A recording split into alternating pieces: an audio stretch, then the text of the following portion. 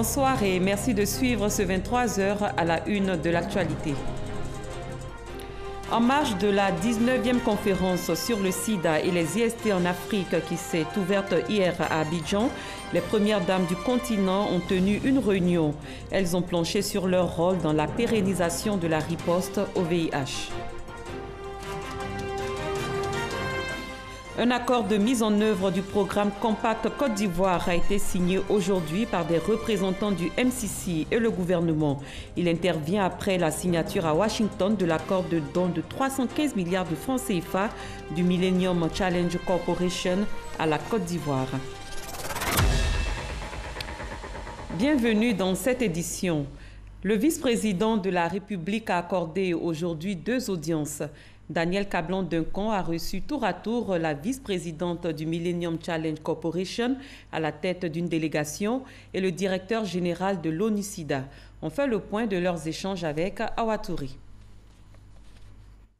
La principale vice-présidente adjointe du Millennium Challenge Corporation est à Abidjan pour promouvoir les prochaines étapes importantes dans la mise en œuvre du Compact MCC de la Côte d'Ivoire. L'occasion aussi pour elle de présenter la nouvelle équipe du MCC en Côte d'Ivoire au vice-président Daniel Kablan-Duncan. C'est un programme très important d'un montant de 525 millions de dollars. Donc, nous sommes très contents de revenir ici pour féliciter le gouvernement avec la signature de ce compact. L'autre objectif de cette mission est pour présenter notre équipe qui sera basée ici à Abidjan début janvier. Donc, on a M. Mahmoud Ba qui sera le directeur du pays, président, et aussi la directrice adjointe Laura Rudert qui sera basée ici à Abidjan. Et nous sommes fiers d'appuyer le pays vers leur vision de l'émergence. Le directeur exécutif de l'ONU-SIDA qui participe à la 19e conférence internationale sur le sida a également été reçu par le vice-président de la République. Les points clés qui ressortent de notre discussion, c'est qu'il faut que l'Afrique produise son médicament. Il est indispensable que cette Afrique se prépare, qu'on puisse faire en sorte que nos populations aient accès aux médicaments. En dehors de cela, nous avons surtout discuté de l'accélération des programmes d'accès au traitement pour la sous-région, parce que nous n'avons qu'une personne sur 3 qui a accès au traitement. Nous avons que 80% des enfants n'ont pas accès au traitement dans cette région.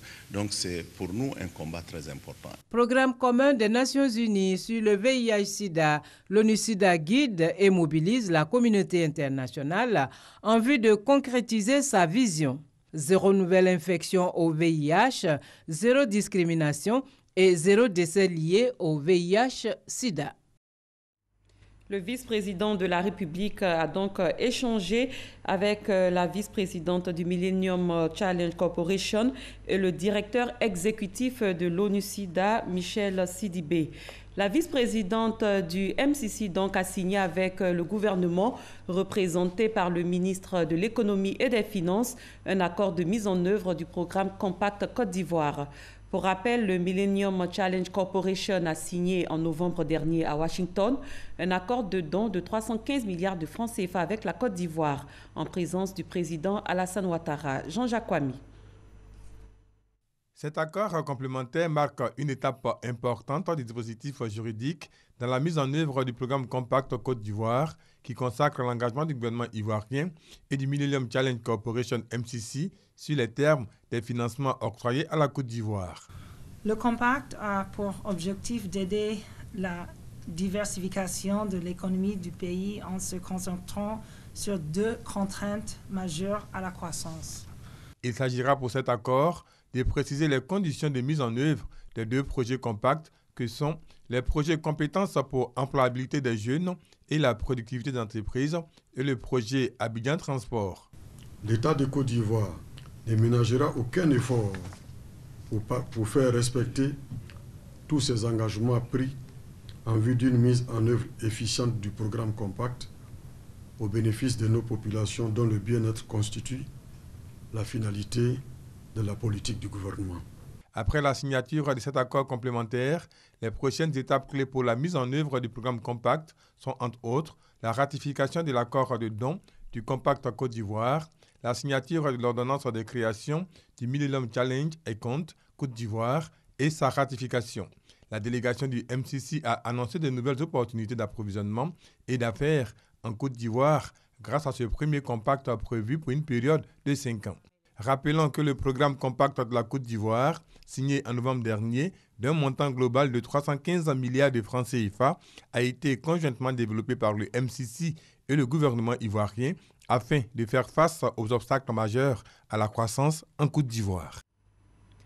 Ouverte hier, la 19e conférence sur le sida et les infections sexuellement transmissibles en Afrique se poursuit ici à Abidjan. En marge de la rencontre, les premières dames du continent ont tenu une réunion. L'accent a été mis sur le rôle des épouses des chefs d'État africains dans la pérennisation de la riposte contre le VIH-Sida. Alexis Ouedraogo. Être plus fortes ensemble pour faire reculer le sida, c'est la vision des premières dames d'Afrique réunies ce mardi à Abidjan en marge de la conférence internationale sur le sida et les infections sexuellement transmissibles. Autre défi inscrit à leur agenda, éliminer la transmission mère-enfant du virus et améliorer l'accès au traitement antirétroviral sur le continent. Ces rencontres constituent l'occasion d'évaluer ensemble l'étendue des acquis de notre organisation et de mesurer le chemin qui nous reste à parcourir. C'est également pour nous l'occasion de partager nos expériences respectives, de faire le bilan de nos actions et d'envisager les perspectives en réponse aux défis qu'il nous faut relever. 9 pays ont à ce jour reçu la certification de l'OMS pour avoir éradiqué la transmission mère-enfant du virus, mais parmi eux, aucun pays africain. L'occasion donc pour les premières dames de la Guyane et des Caraïbes de partager, elles, les clés du succès de l'éradication de cette voie de transmission. Plusieurs panels ont meublé la rencontre portant sur l'importance du leadership des premières dames. Les premières dames, c'est pour moi une force de transformation tout d'abord. Et je crois que c'est ce qu'il faut mettre en tête. Ce n'est pas un club de premières dames qui viennent ensemble, qui ont des opportunités de parler à leurs époux, mais c'est une force de transformation. C'est avec une capacité de plaidoyer, un lien avec les populations qui est extraordinaire. Sans cette mobilisation politique de très haut niveau, les efforts ne produiront pas les effets attendus. Nous ne sommes forts que si nous sommes ensemble. Nous n'obtiendrons de résultats que si nous y travaillons ensemble. Des propositions concrètes quant au nouveau cadre de la campagne L'Afrique unie contre le sida pédiatrique ont aussi été abordées. Comment les premières dames peuvent continuer ce rôle fondamental dans la lutte. En choisissant ce thème, vous pouvez peut-être rappeler à tout le monde la nécessité de voir la lutte contre le VIH et le sida comme une campagne d'urgence. Il ne s'agit pas de simplement maintenir un sujet dans la discussion, il faut remettre ce thème comme priorité nationale. Un communiqué final a sanctionné les travaux. Il engage les premières dames à plaider en faveur d'une meilleure édition des comptes dans la mise en œuvre des cadres de lutte contre le VIH. Exhortons le gouvernement africain à donner la priorité budgétaire adéquate aux programmes nationaux qui ciblent l'accès des adolescentes aux services de santé, qui rendent des ARV pédiatriques abordables et accessibles et qui facilitent le dépistage précoce du VIH chez le nourrisson. La rencontre a pris fin avec un déjeuner offert par la première dame Dominique Ouattara. Le VIH-Sida se transmet également de la mère à l'enfant, ce qui implique une prise en charge pédiatrique. Comment se présente-t-elle en Côte d'Ivoire où 32 enfants sur 100 n'ont pas accès aux antirétroviraux? Quelle est son histoire et où se passe cette prise en charge dans le pays? Des réponses avec Franck Wadio qui s'est entretenu avec la présidente de la Société nationale de pédiatrie. La question de la transmission mère-enfant du VIH-Sida remonte au milieu des années 80 en Côte d'Ivoire. Il n'y avait pas beaucoup de ressources. Ce sont ceux qui avaient les moyens de faire venir les ARV de France qui étaient traités. Et le traitement est difficilement supportable pour l'enfant à l'époque, un seul ARV. Qui était difficile et pour l'enfant et pour les parents, parce qu'on devait prendre le médicament toutes les 8 heures. 50% d'enfants de moins de 5 ans ne survivent pas au traitement, mais en 1997, 10e SISMA à Abidjan, la conférence sonne l'ère de l'évolution. Les autorités politiques ont décidé d'ouvrir 8 centres de prise en charge en Côte d'Ivoire, dont un seul pédiatrique. Il y a l'association de 3 antirétroviraux.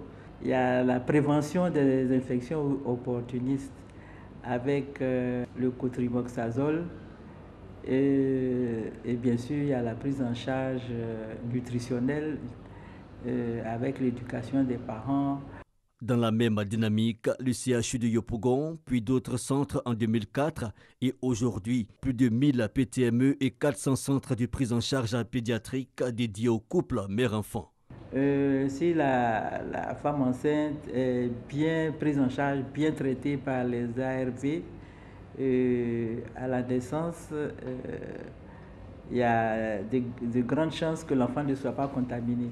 N'empêche, malgré les efforts, le diagnostic reste tardif, un problème qui plombe la lutte. On devrait faire le diagnostic de l'infection à VIH pédiatrique dès la première année. Mais dans les travaux de recherche et autres, dans les statistiques des CHU, la moyenne d'âge est autour de 5 ans. Et l'autre problème aussi, c'est qu'il y a une insuffisance d'enfants traités. En 2016, selon le programme national de lutte contre le sida, 83% des femmes vivant avec la maladie ont reçu des ARV contre 32% d'enfants déclarés séropositifs. L'enjeu aujourd'hui est de mieux sensibiliser la structure familiale pour un meilleur accompagnement de l'enfant souffrant du VIH. Forum des marchés émergents, Sahara 2017, sommet Union africaine-Union européenne et en ce moment, conférence internationale sur le sida et les IST en Afrique. On peut le dire, les événements se succèdent en Côte d'Ivoire, permettant ainsi au pays d'affirmer son positionnement international.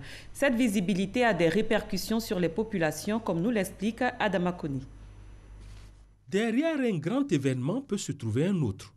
Aussitôt le 5e sommet Union africaine-Union européenne terminé, que la capitale économique ivoirienne Abidjan se met aux couleurs de la 19e conférence internationale sur le sida et les IST, ICASA 2017, 20 ans après. La Côte d'Ivoire ajoute ainsi une autre pièce au puzzle de son rayonnement international, une marque supplémentaire du positionnement du pays. Un positionnement qui se développe sur plusieurs axes. D'abord, sur les plans économiques, social, culturel et sportif, le pays démontre sa capacité à être au cœur des événements de dimension internationale. Quelques exemples entre autres. Après le retour de la Banque africaine de développement, BAD, à son siège d'Abidjan, la Côte d'Ivoire a abrité les assemblées annuelles de cette institution en 2015.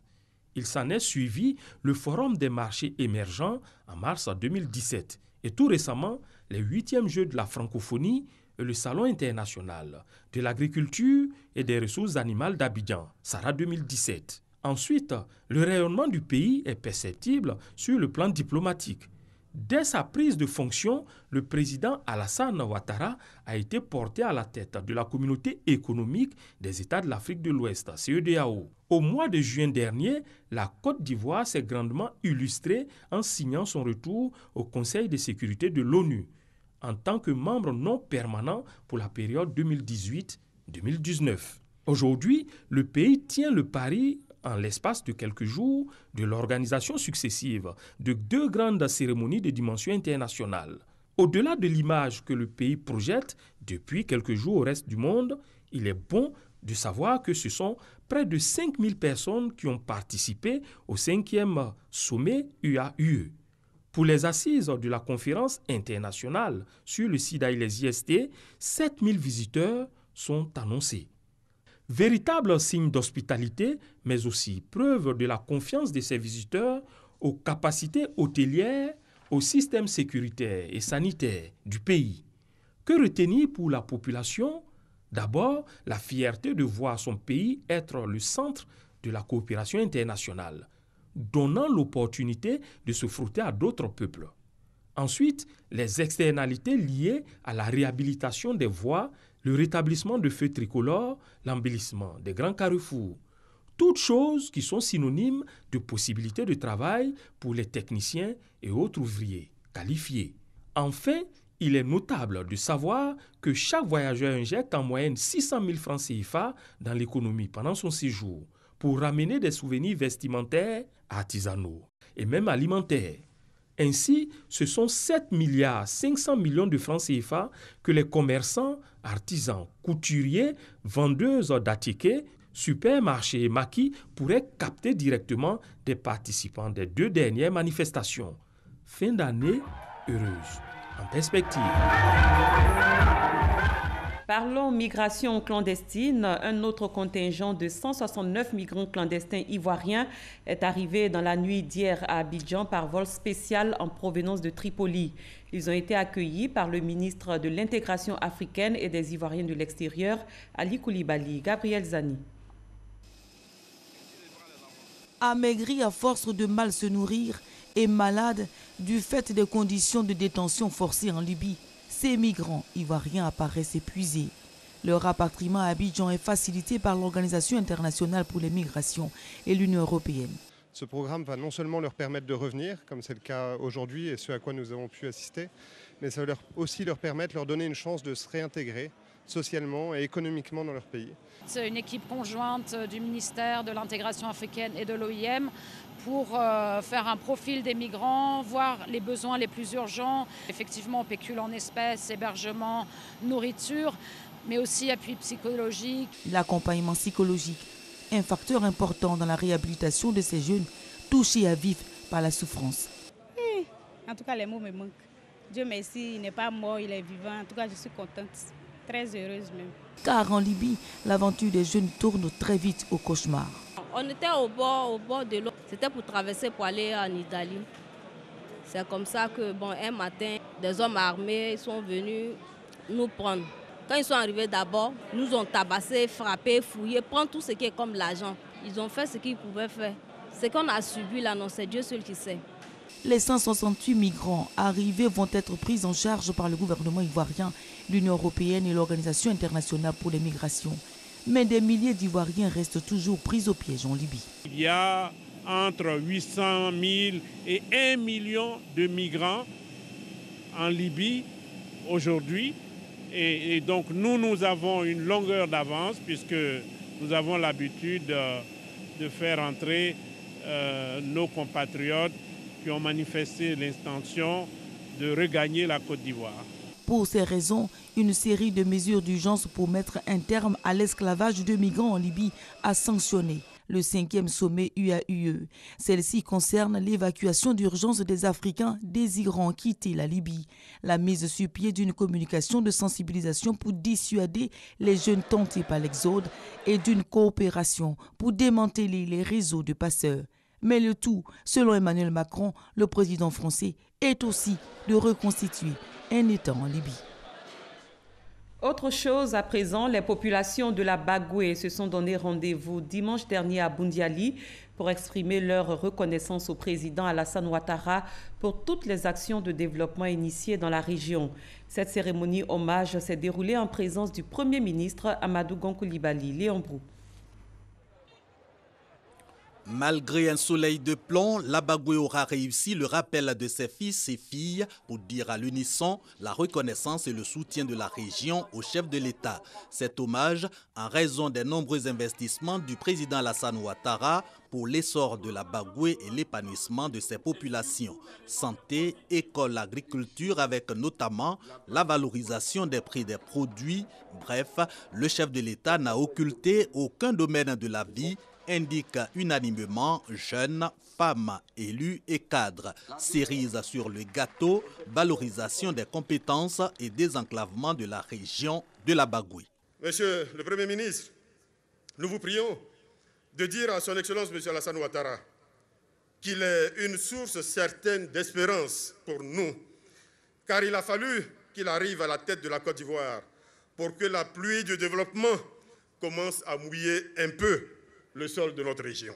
Comme les ministres Bruno Koné, Kandia Camara et Mariatou Koné pour témoigner du repositionnement et du rayonnement de la Côte d'Ivoire sous l'impulsion du président Alassane Ouattara, le ministre d'État Jano Aoussou Kouadio et le premier ministre Amadou Gon Coulibaly.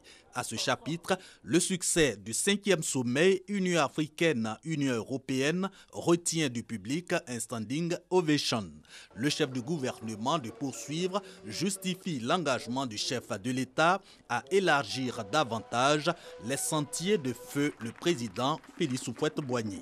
Ce qui est en jeu aujourd'hui pour notre pays, pour les générations présentes et futures, c'est bien notre capacité à opérer un saut qualitatif dans notre marche résolue vers le progrès. Il s'agit de faire passer la Côte d'Ivoire du statut de pays en développement à celui de pays émergent. Ce qui passe nécessairement, et vous le savez, par la transformation structurelle de notre économie, notamment notre agriculture. Il s'agit également d'améliorer la qualité de notre système de formation pour faire en sorte que nos jeunes soient prêts pour pouvoir faire face aux emplois de demain. Il s'agit de mettre en place un système de santé performant. Au regard de ces défis, le Premier ministre exhorte à la cohésion, à la paix et à la mobilisation autour du chef de l'État comme manifesté à cette cérémonie d'hommage. Cérémonie qui a mobilisé aux côtés des Sénoufos, Malinké et allochtones du Grand Nord, les peuples d'autres régions dont les Baoulés du Grand Centre. Suivons à présent les réactions des participants à la cérémonie hommage au président de la République. La population de Bouniali, après toutes les tergiversations qu'on a connues, retient son souffle pour fêter Alassane Ouattara. C'est un grand jour. N'est-ce pas une des filles de la Bagoué qui est désormais le secrétaire général du RDR? Dans toute la savane, la seule parlementaire est une femme de la Bagoué, autant de DG femmes. Il y a moi-même. Le président de la République et son premier ministre, le gouvernement, sont en train de désenclaver Bouniali. Ça, c'est suffisant parce que c'est un acte qui a des conséquences économiques énormes pour la Bagoué. 2011, taux de scolarisation dans la Bagoué, 35%. 2017, taux de scolarisation dans la Bagoué, 95%. Le taux d'électrification était pratiquement à 10%. Aujourd'hui, nous avoisinons les 40%. Sans compter les routes, ce qui est fait aussi en termes d'hydraulique, pour vraiment faciliter la vie. Nous comptons sur lui pour continuer à nous aider, à aider nos parents. Donc merci Alassane. Ici à Abidjan, 7 projets de loi ont été adoptés en séance plénière ce mardi à l'Assemblée nationale. Il s'agit notamment de la loi d'orientation de la société et de l'information, la loi portant répression du monnayage et la loi des finances rectificatives portant budget de l'État pour la gestion 2017. Michel Digri. Après les travaux en commission, 6 projets de loi adoptés à l'unanimité en séance plénière.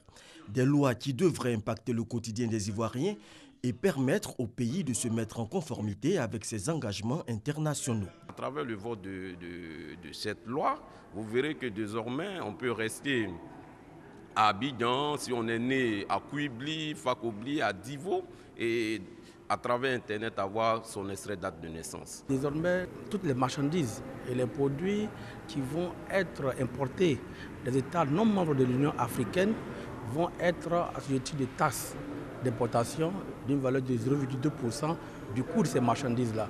Ces fonds vont être logés au niveau de l'Union africaine qui vont permettre naturellement à l'Union africaine d'appuyer ses politiques de développement et naturellement aussi appuyer la force des maintien de paix et de sécurité. La Côte d'Ivoire aujourd'hui dans le monde malheureusement est indexée parmi les pays où notamment le phénomène de faux monnayage se développe. Donc il était important que le gouvernement dans l'ensemble de l'UEMOA pour être en harmonie avec ce qui est fait dans les autres pays, puisse également légiférer sur cette question qui est en quelque sorte une plaie pour notre économie. La 7e loi, celle de finances rectificatives portant budget 2017, n'a pas fait l'unanimité. Lorsque un texte va dans le sens des intérêts du pays, il faut le voter même si on est de l'opposition. Mais lorsque manifestement un texte ne va pas dans le sens des intérêts du pays, des intérêts des populations, c'est notre devoir de le dénoncer et d'inviter nos collègues à ne pas le voter. Bon, malheureusement, ils sont largement plus nombreux, ils l'ont voté, mais avec au moins 7 voix contre. Il y a un certain nombre de choses qui ont été dites aujourd'hui qui auraient dû être dites en commission et cela aurait enrichi l'ensemble des députés. C'est dommage qu'on le dise en plénière. Mais dans le principe, cette loi de finances a été adoptée. Ce jeudi, la Commission des affaires économiques et financières planchera sur le projet de loi portant règlement du budget 2016. En image, le ministre de la Femme, de la Protection de l'Enfant et de la Solidarité a procédé aujourd'hui au lancement officiel des 16 jours d'activisme contre les violences faites aux femmes et aux filles. Cette année, le thème de cette campagne au niveau national est « Mariage des enfants ». Agissons maintenant pour y mettre fin. Il s'agira au cours de cette campagne de mener plusieurs activités afin de dénoncer ce fléau qui gangrène notre société. On termine avec du sport. Les personnalités, les équipes et les pays de la World Taekwondo participant à la finale des Grands Prix à Abidjan ont pris part au 4e gala annuel des Awards. On en parle avec Oda Lébé. La soirée a offert aux tireurs, aux entraîneurs et aux arbitres l'occasion de se retrouver hors du tatami. L'award de la meilleure association nationale membre de l'année a été remporté par la Corée. Bianca Valkden de la Grande-Bretagne a été nommée meilleure athlète féminin et le Coréen Daewon Lee meilleur athlète masculin. Le prix de l'entraîneur de l'année est revenu au Serbe Dragan Rovic quand le prix du meilleur coup de l'année est attribué pour la 2e fois de suite au Moldave Aaron Cook. Le prix de l'arbitre féminin de l'année a été remporté par Julie Dib du Liban. L'arbitre masculin de l'année est le Belge Abdelkalek Chibi. La World Taekwondo Africa a été nommée meilleure union continentale de l'année.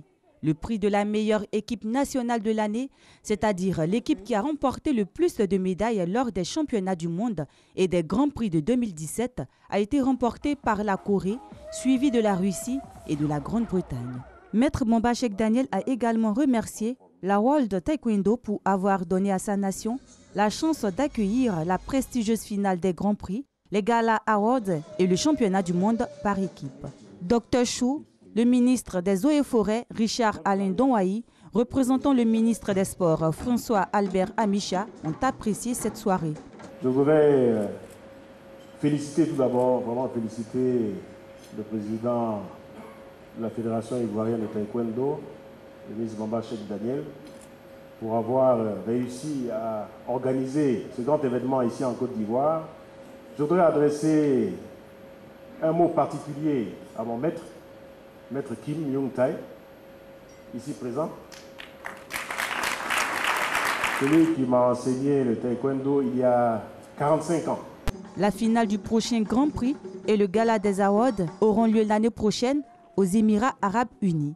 La prestation du groupe Soteka et l'intronisation de Dr Chou ont meublé la seconde partie de cette soirée.